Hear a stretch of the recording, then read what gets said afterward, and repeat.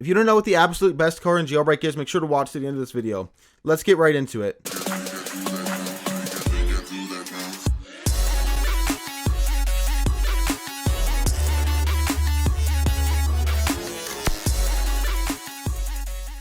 Hello guys, welcome back. I'm Bragon, and today we're going to be figuring out what Roblox supercar, Jailbreak supercar is the absolute best in the game. Practically the best for grinding, that sort of thing. Now I do want to say today we're not going to figure out which one has the highest top speed. Now it's pretty obvious, it's the Chiron or the Torpedo. Generally though it's the Bugatti Veyron, but the Torpedo actually has the highest top speed overall now. I basically proved this before. Actually, if you can watch like a My Usernames This video, you can figure that out. But yeah, we're not going to be figuring out the top speed today. We're going to figure out which one is practically the best for grinding. The top speed doesn't actually determine which car is the best in Jailbreak. Like I see a lot of people, My Usernames This, doing tests and races and stuff to tell people what car is the best, and they basically decide which car is the best based on how fast the top speed is. That it doesn't really matter that much. Like for instance, a lot of people would agree the Roadster is the best, but it doesn't have as high as the top speed as the Torpedo with a level 5 engine. The Roadster just has much better acceleration and braking. Those things do matter. It's not just top speed. So today we'll figure out which one is actually the best for grinding. I'll go over how in just a second, but yeah, just to clarify that. And yeah, let's get right into it. So for this test, we're going to be testing 3 cars actually. We'll be testing the Bugatti Chiron with level 5 engine and without level 5 engine. We'll be testing the Torpedo with the level 5 engine and without a level 5 engine. And we'll be testing the Roadster with the level 5 engine and without a level 5 engine. And comparing all the stats of how they rank against each other so that you guys can figure out on a graph how they rank against each other. Again, with level 5 and unupgraded engines. Now you might be saying to yourself, why don't you use the Bugatti Veyron? It's obviously faster than the Chiron. Actually, it's not. The Chiron is faster overall when it doesn't come to top speed. I proved it in a video. Come at me, bro. Seriously though, if you want the link to that video, it's in the top right. I actually do prove it. And yeah, we'll get right into our test. Now you might be thinking to yourself, Bragon, why are you making this video? Didn't you already like determine which car is the best? And yeah, but I use the Veyron, and that's kind of outdated. It's kind of outdated now with the new Chiron and that kind of thing. And that video got a lot of views, and I got a whole $15. Alright, so before you get bored and dislike the video or whatever, I'm going to show you guys how we're going to be doing it. So the actual way to test this is really with a circuit. The best way to test this is with some kind of a method that allows you to test how fast the car accelerates, how good the handling is, how good the top speed is, how good the steering is, I guess that's handling, whatever, how good the braking is, all of that. And this is basically the best way to test this. I'm basically going to be using a circuit and figuring out how many times each vehicle can go around that circuit in a certain amount of time. We're going to say 20 minutes for this test.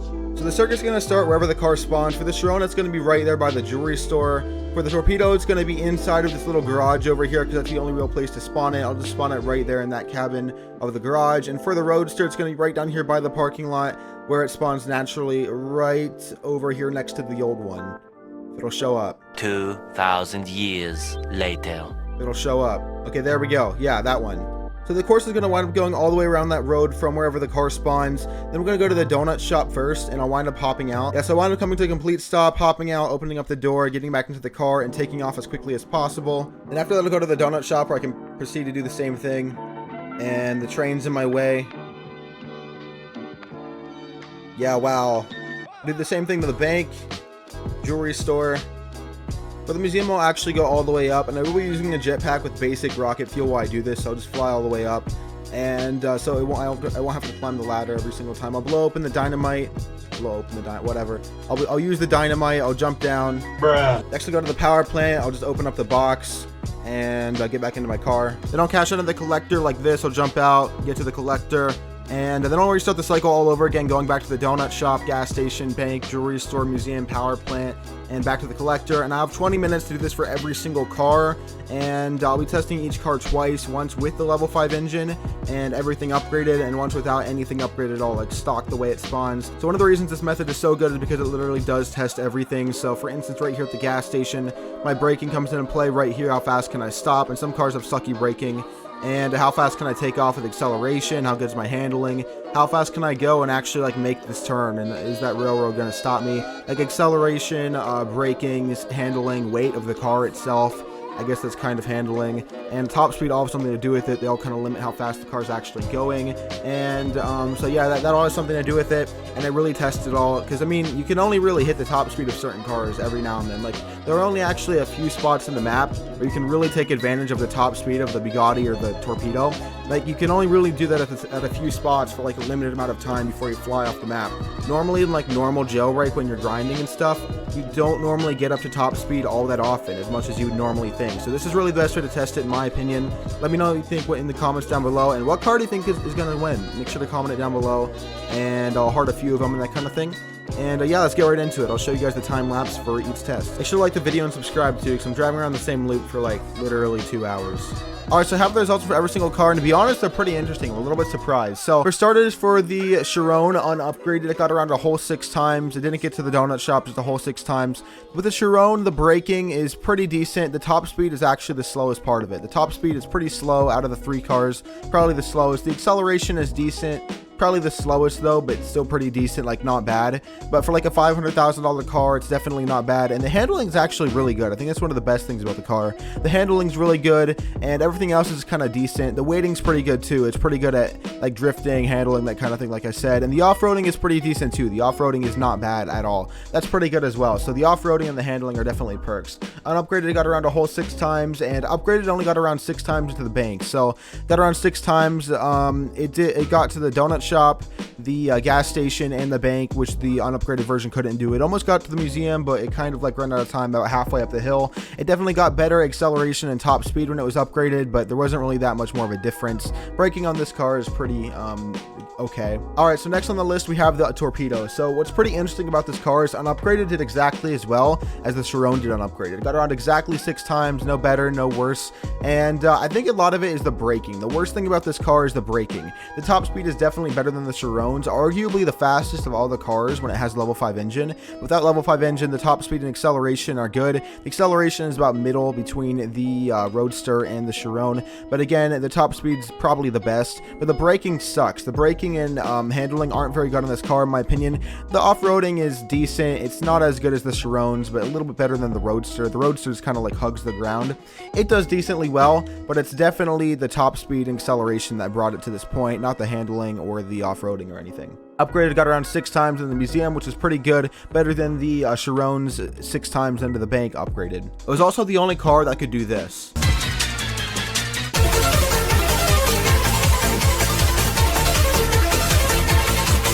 All I do is win, win, win, no matter what. Got money on my mind. Oh my God! Totally savage. Now the Roadster definitely wins this challenge. Unupgraded, it got around 6 times, and then to the jewelry store, which is about as well, a little worse than the Torpedo did fully upgraded. Couldn't quite get to the museum if you're going to compare those two. So it got around to the jewelry store 6 times, fully unupgraded, and upgraded, it got around 7 times. The only car to get around 7 times. It got around 7 times into the donut shop. So this car is amazing overall. The acceleration is the best out of any car in Jailbreak, in my opinion. Now the top speed isn't as good as the Torpedo's, slightly, but again, top speed, to be honest, doesn't really matter that much past a certain point. It has all the top speed you need, and if you get more than that, it becomes hard to control. So it definitely had enough top speed. The handling is pretty good. I'm not going to say the handling is epic, but the handling is pretty good at high speeds.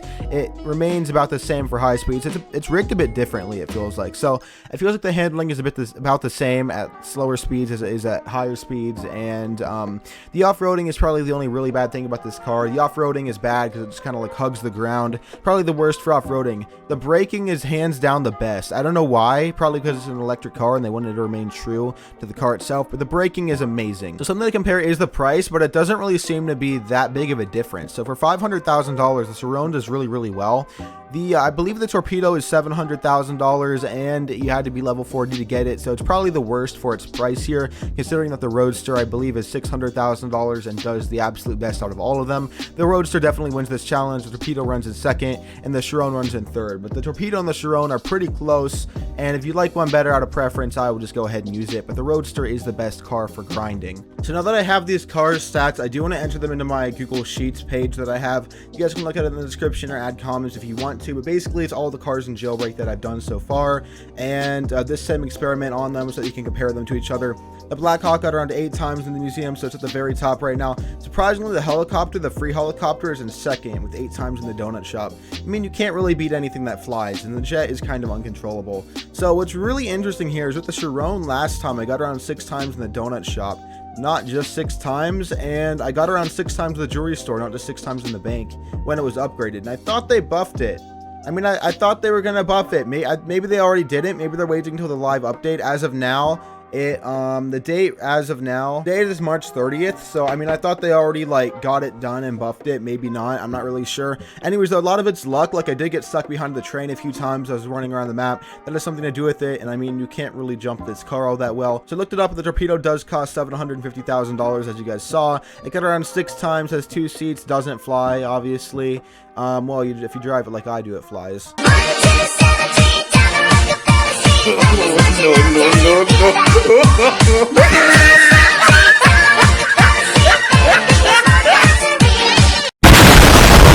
And unupgraded, it got around 6 times to enter the jewelry store, and upgraded, it got around 7 times to enter the donut shop. So obviously the most improved. So this is the list so far. Let me know what you think in the comments down below, and feel free to check it out in the description. And if this video gets to 50 likes, I'll do another one on 2 different cars. Let me know what cars I should do down below in the comments, please. I need more ideas. Running out of ideas. And thank you for watching. Make sure to like and subscribe because it took a long time to make, and I'm streaming or posting pretty much every single day. It's really appreciated, and I'll see you guys again next time.